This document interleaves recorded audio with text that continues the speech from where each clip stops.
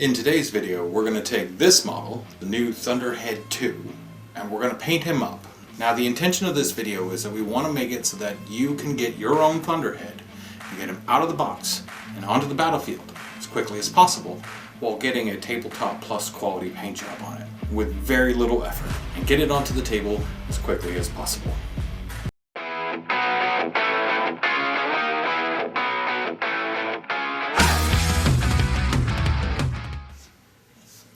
So to start with Thunderhead, what we're going to end up doing is we're going to focus on our very basics, which is primering. We want to make sure that we're getting a good primer. We're going to do a simple technique called zenithal highlighting. It's relatively easy, but at its core concept, what you'll see is the entire model will be primered black, and then what we'll end up doing is we're going to come at it at an angle with some white. So basically what ends up happening is our shadows will be pre-created by the black. So when you're doing your black, you want to make sure you get underneath on the underside as well as on the top. And then we're going to put whites down to give us our preset highlights. This will allow the paint that we do put down onto the model to we'll put down one paint, but because paint has its own transparency, because it's a mix of pigment and medium, it will allow us to provide pre-highlights, if you will. They're not going to be extreme, but we're looking for quick and easy ways to provide extra detail with minimal effort. So we will be putting colors down that will have a darker version of the color on the bottom and a lighter version color on the top. And we didn't have to do anything except for one little step, which is primer the entire model black, and that extra step of doing a white spray down below. You may have also seen techniques referred to as slap chop. Slap chop is where you do a black primer and you'll take a dry brush like this dry brush, and what you'll do is you just kind of dry brush on. So if you don't want to use a spray can or you don't have an airbrush, I myself don't have an airbrush, I'm old style, I do everything by brush still. You're going to do your black primer, and then you can just come along with a white and turn around and do a bit of primer. Now what I'm going to end up doing is I'm going to go ahead and do that step, and we'll come back to this video here. So again, black primer, white zenithal highlight, and then we'll come back for the next step. So we now have a prime model. Let's get back to the table and see how it looks. So what we've done now is we have our primed pods and our primed Thunderhead. Thunderhead has the underside is black, so you can see on the underside we have a very dark color, whereas on top we have a white color. And again, this is just the practice of zenithal highlighting. Now, you could theoretically have just sprayed it in one direction, and that would have actually given you a light source for when you are painting your models, to where you could have like one specific direction as if the sun was coming down on Thunderhead. I ended up opting for just a complete zenithal because this is kind of like a cross between zenithal and slap chop, where I'm basically using the highlight and the lowlights so that I can still get the painting going on and not have it coming in one specific direction. So now we need to step into the realm of base coats. We are already about 30 minutes in, and this consisted of putting the black primer down, waiting for it to dry, and then putting the white primer down. I would recommend for when you are doing your Thunderhead, if you want to do this kind of zenithal approach, what you're going to end up doing is you're going to build it, you're going to prime it black, set it off to the side, go do something else, and it's just trying to optimize the time that we're doing. So while the black is drying, we're off doing something else, spending time with family, homework, whatever the case might be, and then we come back and we do the white primer, and then we're going off. So yes, it took 30 minutes, but it's not a true 30 minutes, it was only about 5 minutes, and then we baked in other life events to make sure that we're getting the activity. And that could even be something as simple as like, I'm going to prime it black, I'm going to go to work, when I come home I'm going to do this white zenithal highlight, and then I'm going to work on dinner and have dinner, and then maybe I'll be able to sit down after dinner in order to get some painting going on. So we want to optimize the time that we're using in life while still putting some time into the model to make sure that we're getting it from that box to battlefield quickly. So now what we're going to do is we're going to tackle three main colors. Actually, you know what? We're going to throw in a fourth, because we want to be spicy about it. So what we're going to do is we're going to turn around and we're going to put down our blues. For our blues for Thunderhead, we are going to go with the individual trigger that we're doing this for over on Boost a Hit has a more tealish blue. He's not the traditional Signarin blue. So we will probably use P3 Ruin Shot for the blue. And this will give us, with the Zenithal, will get us a light Ruin Shot and a dark Ruin Shot where the blues represent. For the white, we're probably going to work ourselves up. So every color we're going to do 2 of. And this is just, again, getting us highlights and lowlights very quickly. We're not going to spend a lot of time. This is not a competition piece. This is just trying to get it onto the table as a tabletop plus. So we're going to do the Runic. We're going to do the white, which will probably end up being, I'm not sure actually. I would have to think about it. I want to do an off-white and then pull it up to Mara white. The reason why you don't start with Mara white is you have no shades that way. So we want to do an off-white with a Mara white, and then we are going to do some gold. So probably going to do Rulic gold with a highlighted gold, more of a yellowy gold, and then we will do black. We'll do Ephemerite black, and that will just allow us to get some black color into the mix of things. Not a lot. I think black's probably going to be a very minor color to what we're doing, but we do want to make it present. And what the black present on the model does is the black will allow us to have a point of the darker hue of the model to allow the other colors to be a little bit brighter. So our eyes aren't choosing blue as the darkest point, it sees the black as the darkest point. Just like the white will allow us to have a high end of the color, so that when we're looking at the blues as being too blue or too white or too dark, too light or too dark. We want the blues to be our neutral area, our middle area, and then we can move from that. And then, as I mentioned, we're going to do Rulic for the golds, and then we're going to get some good old pig iron into the metals, and then we might highlight it with a brighter silver. When I talk about the highlights, and we'll go through it a little bit more when we get into the different colors. When I'm talking about the colors, I recognize that I'm introducing 2 colors instead of 1, and I think one of the common practices for people who are just trying to get a model on the table is to put 1 color down and go. And that's great. If you're a very limited time and you can only put 1 color down before you want to go, do it. Knock your heart out. We want to make sure that we get the models painted. This is just an effort of trying to make sure it's painted plus. If you just want to do painted, that's perfectly fine. Painted is always better than just primered, or not. Sometimes not even primered, just printed or just produced. So we're going to put a little bit of time in it. Not much. Again, box to battlefield. We're not spending a ton of time. This isn't going to be low lights and highlights and all that stuff. We did that with the Zenithal, so we don't need to do it with the paints. But we are going to do 2 colors per, and then we'll go from there. And I think one of the trickier parts will be the colors that we use for the glow effects, so like the lightnings and the engines and stuff like that. But I have a trick for that. We're going to step outside of P3 paints for that. But I'm getting ahead of myself. First, let's do the blues. So let's sit down and we're going to get out the Ruin Shot blue, and we're going to get it on the blues, and then I'll be right back. So now we have some blue on our model. Let's take it to the next step. So as you can see, we got our blue on the model. Our blue underneath is a lot darker than our blue on top. So we're going to take it one final step. Now, arguably, you could turn around and say, blue's done. I'm finished. I don't want to go any further. I want to show you how to take the next step with just a bit of dabbing. And I do mean dabbing.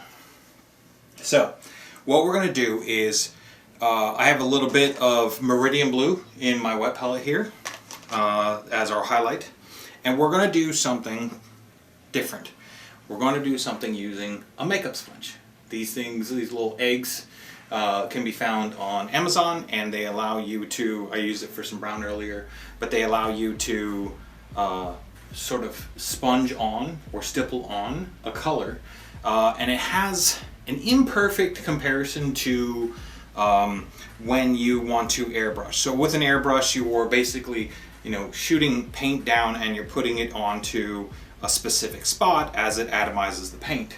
The makeup sponge allows you to kind of do a similar effect, but without an airbrush.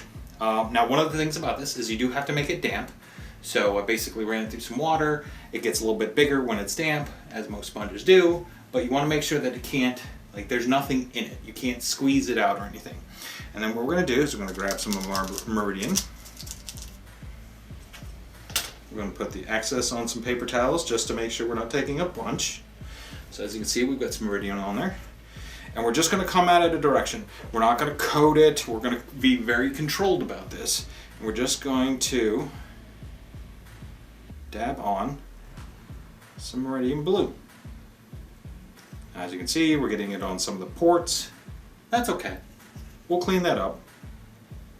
Our objective is to make sure that we are getting a highlight with as little effort as possible, because I promised you we were going to do this quickly and we were going to get some highlights, we were going to get some extra steps in without doing a ton of effort. So we're just kind of going around, picking up some spots, making sure that we get a little bit of a difference in color. Give ourselves a little bit of depth. And I think we can, for the most part, call this done, or at least the blue. So there we go. I don't know if you can see it too well. I'll try and get a little closer. As you can see, it's going to dry a little bit, but you've got this kind of blue here in the center, and then you got your darker blue, and then you got your really dark. You got your shades, you got your shadows.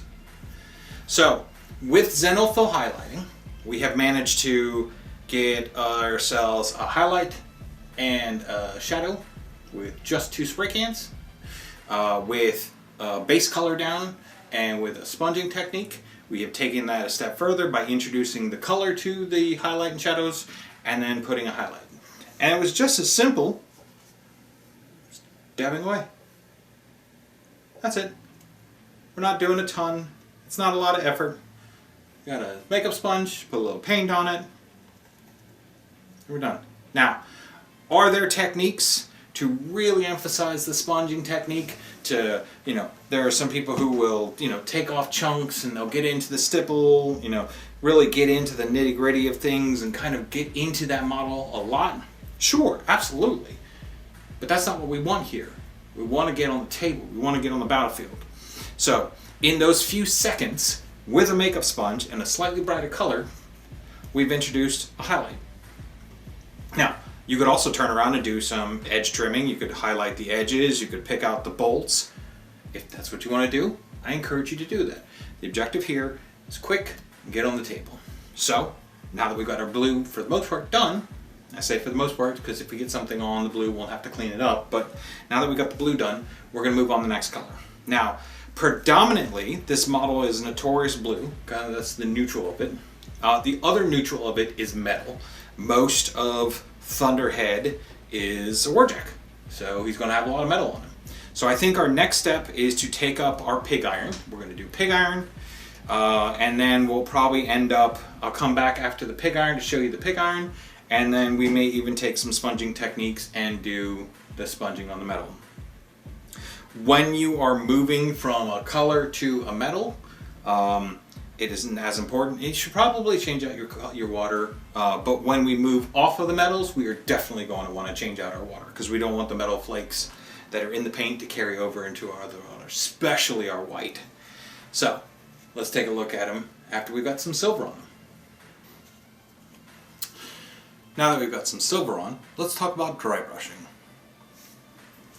Okay, so we've gotten our silver on. We basically put our pig iron on. We've got it on the underside, we've got it on the fists, on the arm pieces, basically, and there's a bunch on the back. So basically anywhere where there is metal that we don't want, that's not gold, we're going to turn around and we're going to put the pig iron on. So as where before with the blue, we were using the sponge, now we're going to do a little bit more of traditional dry brushing. So for any of you who are unfamiliar with dry brushing is the technique where you take some paint and you put it on your brush You wipe it off on your paper towel or your cloth or whatever you're using as kind of your wipe. So you wipe it off, and then you're basically just going to flick. And what you do is the paint that is on the brush will slowly flick off onto the model. That's the brushing it off. It seems counterintuitive, like why would I put paint on something and then turn around and brush it off? But it's actually really important to do that, and that is because you don't want to just glob it on. You're trying to create a highlight through quick flicking actions with your brush. Now, I've seen this a lot where some people will just do an up and down motion in order to do their dry brushing. And though that technically gets the results you're looking for, in order to make sure that you're not getting streak patterns, it is actually better to do kind of a swirling motion when you're doing your dry brushing. Now it's important, now we're getting to the point where we've got some colors on our model that we don't want to lose. So when we're doing it, we need to do a little bit of control. So I would not encourage dry brushing with a big brush. I would not encourage dry brushing where the brush is all over the place. If you're going to do dry brushing, see if you can't find yourself a small brush. If you can't do a small brush, then maybe do a detailing brush and then just do it with swirling motions in the detail brush. The only thing that you got to be careful of with these is obviously longer bristles means that you could potentially get your paint in a place where you don't want it. So just be controlled. This is probably the time where, though we've said we want to get it on the table quickly, we're going to spend a little bit more time just to make sure that we're not going to produce more rework for us when we turn around and we add more. So we're basically going to come in, we're going to put a little silver on, and I'll probably pull out my shining silver, P3 shining silver, dry brush off, and then we're going to flick it around and get some highlights out of it. We're not looking for a ton. We're just looking for simple little picking up of higher end details. Let the pig iron set in the recesses or in the back. So one of the things about dry brushing is you're not going to inject it all the way into the base. You're not going to go all the way here. You're just looking to pick up the raised areas where there's metal. You don't want to be every single little detail. That's the pig iron is the shadow. Shining silver is the highlight. So you just kind of flick through. Again, with the blue, if you're like, hey, Kevin, I really don't want to go through this extra step, cool. Stop at the pig iron. You've got metal down. You're good. We're just trying to get it that plus, that painted plus, by doing the dry brushing. So we did sponging for the blue. We're now going to do dry brushing for the metals. So I'm going to put some silver down. Let's see what happens. All right, we've got some silver on Thunderhead. We went with a little bit of a brighter silver. This is Thunderhead after all. This isn't some just random Signarin jack. So I feel like even after battle, he's probably going to have some repair and some cleanup and stuff like that. So he's not going to be a jack that's going to be weighed down by weathering or corrosion. So a nice bright silver for Thunderhead. And let's move on to the gold.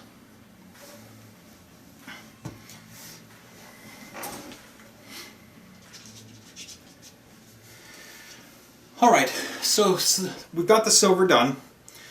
We've managed to make it a bright silver.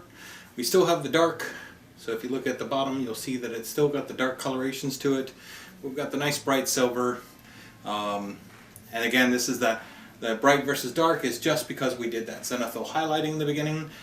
So now what we're going to do is we're going to focus on the gold. So the reason why I'm doing gold and not shifting to white is metal paints have a flake in them that gives them that metallic flake ability in their pigmentation, and we don't want to cross-contaminate that with the white.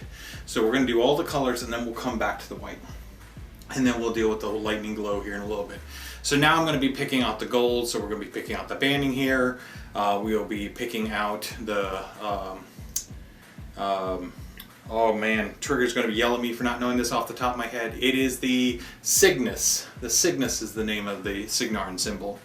We'll pick out the tops of the canisters, the lightning pods and all that stuff.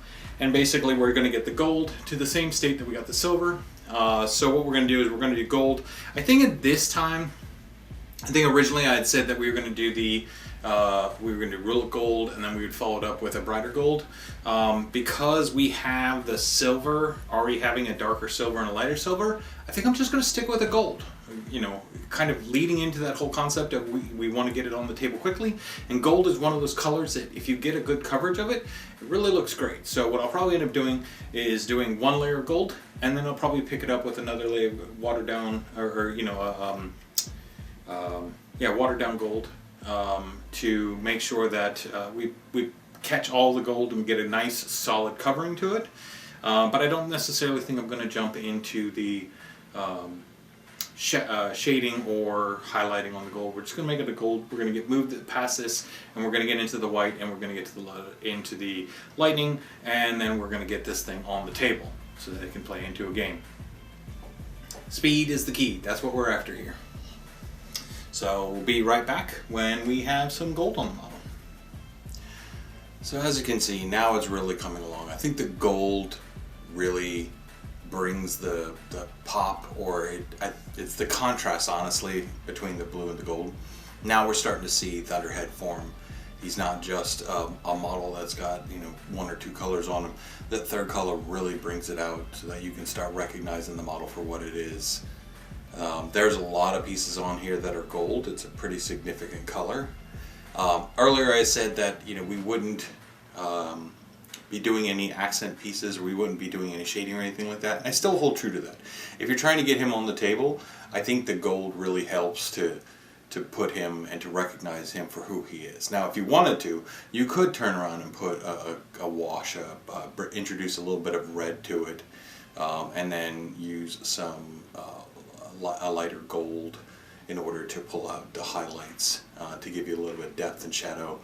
But with our main kind of mantra goal of box to battleground, I think that's a step that we can potentially do at another day. And that's actually one of the things I want to bring up, is when you're doing painting, if your objective is to make sure that you're getting models onto the table that have color so that they don't look like they're unpainted, you don't have to get everything done before you can play it. So in this situation, we're basically saying, hey, we recognize that we potentially want to do more shadow work or more introduction of detail to the gold at a later date. So let's get the gold down and let's start playing. So I think for the next steps we're looking at here is we've got the gold on. I think we want to clean this white up, as you can see. So we got some blue, or we want to have white pieces at. And then what I want to do is introduce black in some areas where we can get away with small bits of black to separate out whites and blues. It'll provide a little bit more pop, and it will provide us that darker tone to make sure that the blue is not to be considered the darkest tone. As you look at it right now, the blue is the darkest tone on the model. So we want to introduce a darker tone, make sure that blue doesn't become the darkest tone on the model. And then we're going to introduce white. So we'll white the knees, white the shoulder piece, white the head piece. I haven't decided yet if I want to do the Cygnus in the traditional yellow or if I'm going to do it in gold. I think the box art has gold, but I did not want to introduce gold on top here if I'm going to be doing white and then yellow. So I'm going to give that a little bit of thought. When it will come back, we'll probably determine if we're going to do gold or not. And then after that, then we get to tackle what will probably be considered or perceived as the hardest piece, which is going to be the lightning. But we're going to cheat, and we're going to use some techniques that I have using a product called Nylonic oxide and then some blue, and we're going to step outside of the P3 range to get an easy lightning.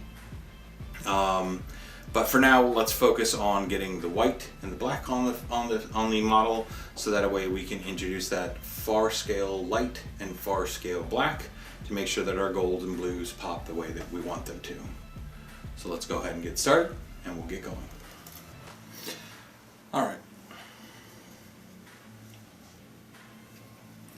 Alright, so as you can see, now we have some white.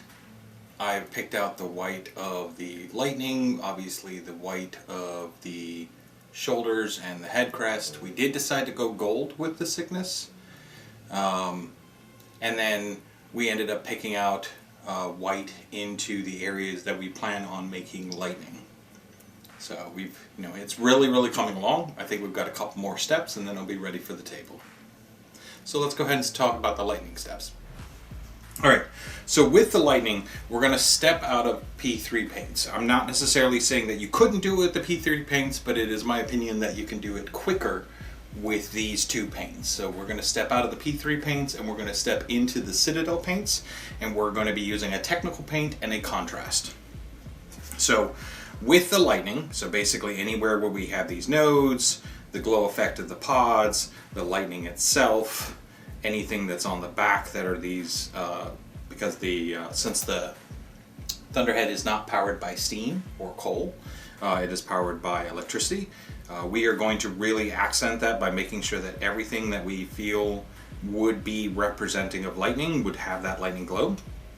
Now, glow effects, when you're dealing with OSL or one source lighting, you can do it many different ways. You can use paints, you can use airbrushes, all that stuff. What I'm going to propose here is, in my opinion, one of the easier methods by which you can get your OSL effect easy without putting a lot of effort into it. And what we'll do is we're going to lay down a layer of what's called nylech oxide. So this will give it kind of a glowy, tealy color for the glow effect. We will treat this as basically a paint. It will go over top of the areas that are white. And then once we are done, we are going to be putting down a layer of contrast frost heart. Again, these are not P3 paints. You could do this with the P3 paints, but it's going to require a little bit of layering and a little bit of effect layering and making sure that you're getting the glow effect perfectly. In my opinion, for people who aren't doing competition pieces, quicker is better than layering. And we want to get this on the table. That's the whole goal of the effort, is to get it on the table. So we will temporarily step outside of the P3 paints. I will say for the white, I think I mentioned this earlier, we wanted to do a non-traditional white. So we don't want to go straight to a pure white. You could theoretically use, I think there's a Menoth white that is a kind of a creamier color. I wanted to stick within the blue hue, so I actually reached back into the older paint range and I found my Sickly Skin, which is an off-white that has a bit of a blue tinge to it. And it's kind of like a bluey green tinge to it, but basically I applied that down just to kind of get the layered white. We will highlight the white, we will bring it up to a pure white, but we wanted to start with a lower base. We're going to do the OSL effects, and then we are going to put on the pure white, so that way we can make sure that we're pulling both the white up in highlight, but also pulling the glow effect up in highlight. So the glow effect is going to consist of a tealy color base. We're going to get blue into the recesses, and then we're going to pull all of that up using a highlight of white. And you're like, well, that's 3 paints. Like, we're already into checkout territory where I'm like, I'm not really worried about it anymore. And again, anywhere along the steps, if you don't want to do the next step, that is 100% your call. The objective is to get this model to a tabletop plus, that we can get back onto the table quickly and we can play with our awesome model. And if you want to, you can come back and do it later, or if you don't, you don't. That's perfectly fine as well. So I'm going to start with the nylech oxide. We're going to layer all of the glowing pieces, and then I'll come back and show you what that looks like. Alright, so we finished up. We now have our Thunderhead. As you can see, the nylech oxide has dried, and we basically put it onto, as I mentioned before, everywhere where there's going to be lightning or lightning effects. This could be the actual lightning itself, it could be the capacitors on the back or on the fists or anything like that. Now, one of the things you'll note with this is I did what I commonly refer to as strategically sloppy. So you'll see portions, especially around the fists, where the nodes connect to the actual base of the fist. I actually intentionally put some nylech oxide there, because that gives the, because it's a slightly transparent technical paint, when it dries, a bit of the blue of the fist is actually coming through underneath the nylech oxide, giving it a very quick and easy glow effect onto the fist, as if the light's pulsing and it's causing the fist to glow a little bit. Not a lot. We don't want a ton. Remember I said strategically sloppy. So basically what we're doing is we're making sure that it lays down. You'll see on the lightning itself, the way this stuff dries is it dries somewhat transparent near the high points and then settles down below. Now, nylon oxide has a bit of matte to it, and by matte I mean you'll see that it doesn't have a glossy shine. It's very flat in color. So what we're going to do now is we're going to introduce a bit of shadow. So if we were to look at this tealy nylon oxide as the base color, we're now going to introduce a bit of shadow. Now this is where we're taking it to the plus level of painting, because yes, you could stop here. I mean, as you can see, this looks kind of cool. Like, you've got the glow effect, the lightning has a lightning effect. If you wanted to, you could paint the base up and call it done and get it on the table and call it finished. We're going to take it that plus level. So we're going to take it with the blue contrast paint, and we're going to introduce a bit of shadow, and then we'll do a final step where we introduce the white, so that allows us to bring a highlight in. And then we'll probably stop there. Could we go for a secondary highlight or edge highlighting? Sure. I mean, if you wanted to, but again, the intent of this is that we are doing box to battlefield.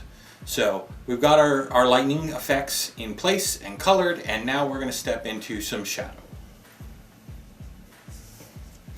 So let's see what that looks like. So basically with the we're going to be using yet another Citadel paint. So this is Citadel contrast paint, and basically what it is it allows us to use a paint technique where there's a lot of fluid in here mixed with the color. And fluid, I mean medium. And what ends up happening is as the medium dries, the color goes into the recessed areas, and the top layer, the highest points, will stay highlighted. So in the case of like the lightning effects, you'll see where the color will seep into where the lightning meets itself, and then where the lightning meets itself, and then it will, the higher ends will stay the tealy color. Now, while you're doing this, you're not just going to slather it on. It'd be tempted to do that, but what you're going to do is you're going to do what's referred to as pin. So you're going to take the color and you're going to put it in. Actually, you know what? We're going to do it right now. We're going to do a little bit. So, shake up my paint. If you hear the rattle, it's because I put little ball bearings in here to kind of shake up materials that are in the paint to make sure that I get a good mix. They're relatively easy to get a hold of. So I'm going to get a little bit of the paint, and then what I'm going to do is I'm going to pin. So basically I'm going to let the paint go where I need to. I'm not just kind of slathering it on. I'm just letting the fluid that is in the medium go to where it's needed to so that it can dry up. So this is not a paint, this is not a stroking motion. This is just hitting the areas where I want the fluid to sit, and then as it dries it will pull it down into the recesses.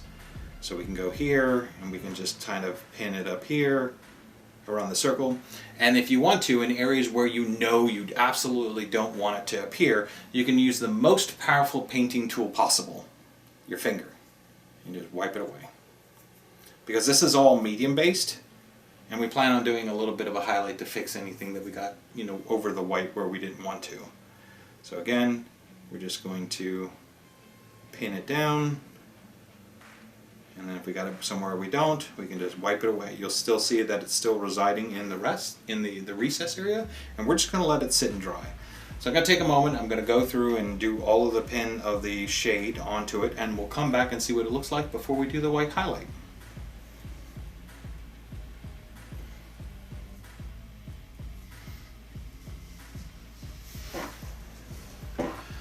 Alright, here we go. Now that we have the wash on it, you'll note I went a little heavy on the wash on the actual lightning posts, or the lightning that's lifting them off. And in my imagination, I would consider that the lightning that is lifting them up has to be stronger, and therefore there's more energy and more current, and in my mind that means that it would be a little bit darker than what you would see on like the posts or something like that. And again, this is a lot of, you know, putting it down. You'll see, as I mentioned, I use the ultimate of my fingers to wipe away excess, but this is now dried up. We have everything on, and from here we could stop. Again, this is, you know, we're now in the territory of when you're done, you're done. But we are going to go ahead and I am going to continue on with this. I would say, you know, if you're willing to, if you want to, this next step really puts some pop to these lightning effects, and that is that we're going to do a dry brush of white. We will not be using our actual, you know, dry brush style dry brushes. We will use a traditional brush, and then we will be a little bit more controlled on how we deliver the white. But I think that adding the white will allow it to be a little bit more intense. So we're going to switch it away from the Citadel paints and come back to our P3 paints, and we're going to pull out our Morrowind white. And we are going to introduce white both to the lightning. I think I'll probably introduce white to the off-white, the sickly skin, kind of paley bluey white that we had used for our basing of our white, to just introduce a little bit more highlight. And then I actually believe after I finish the white, that will be the completion of our box to table. Well, let me rephrase that. I'm going to do the white, and then I think I'm probably going to also paint the base. I'm just going to do some gray stone so that it matches the army that it's going to in Trigg's Storm Legion. But is this a competition piece? No, and that's okay, because all we're trying to do is get from box to battlefield and be a little bit tabletop plus on the table. And I think we've achieved it, but let's see what happens when I introduce the white. So as I mentioned, we are going to take the model. I'm going to introduce some white through some controlled dry brushing of the off-white that we have here. We're not looking to cover all of it. We're just looking to pick out little pieces of it where it's larger. So areas like here, I could introduce a little bit of Morrowind white. Obviously, there's a big chunk here that I can introduce some Morrowind white to, pick out some of the highlight pieces. There's a lot of Morrowind white that can go onto here, with the intent of that we would, where the brush is, we could introduce Morrowind white, and then there would still be the kind of off-white color that is present on there as well. Knee pads, hands, and then the coils and stuff like that, so we could pick out each of the individual coils. So I think I'm going to introduce that white. Obviously I want to get a dry brush of white along here to pull up that dark blue. I still want it to be a thick blue, I still want it to be a bright blue, but we will go ahead and introduce a little bit of white here. And I think, as I mentioned, I'm going to put some gray onto the stone, and then we'll put probably a black rim around the base, and we'll see what it looks like in its final state. So let's go ahead and get started. And here we are, a finished Thunderhead, ready for the table, from box to battlefield. We have our lightning effects, they've been highlighted in white. We have our glow effects, they've been highlighted in white. Now, when you're doing this, you could theoretically go, I've gone too white, in which case you could add the teal back through the Nylic Oxide or the Frost Heart. Maybe it's not white enough and you want to add more white. The choice is yours. But I do also think that painting the base and getting a nice clean black trim really does help accent the model and its completion. I also experience, and I think a lot of people experience this when they're going through and painting models, where you start painting something and you go, that didn't come out the way I wanted. So the gold, the Rulic gold that we used, it got, when we started adding the blue, it got colder. I think the model as a whole got colder. So I think what I might do with a little bit of extra time is go in and add some more color to warmthen up the gold. Maybe a couple highlights here and there. Maybe do some more base work, maybe tufts of grass or something like that in order to accent it a little further. But ideally, we have a completed Thunderhead. We do also, I did not forget them, we do also have the little nodes, so they were completed in the same scheme as well. But I think this is where we're going to part ways. I encourage everybody to take their Thunderhead and try and get it to a painted state. Anywhere along this journey you could have stopped. You can keep going even past this journey like I will, but we'll go ahead and part ways, and I encourage you to get your Thunderheads out of the box, painted, and on the battlefield as quickly as possible. And if you're interested, go ahead and post pictures on the Boost to Hit Facebook feed or find them in Discord or anything like that, and share your Thunderhead once it's been painted and completed. And let's get a little community showcase going. If you want to see what this finally looks like once I do all of the additional highlights and details that I'm thinking about adding to it, check out the model showcase that will be posted on the Advanced Maneuvers channel. And until then, we'll see you in the next video.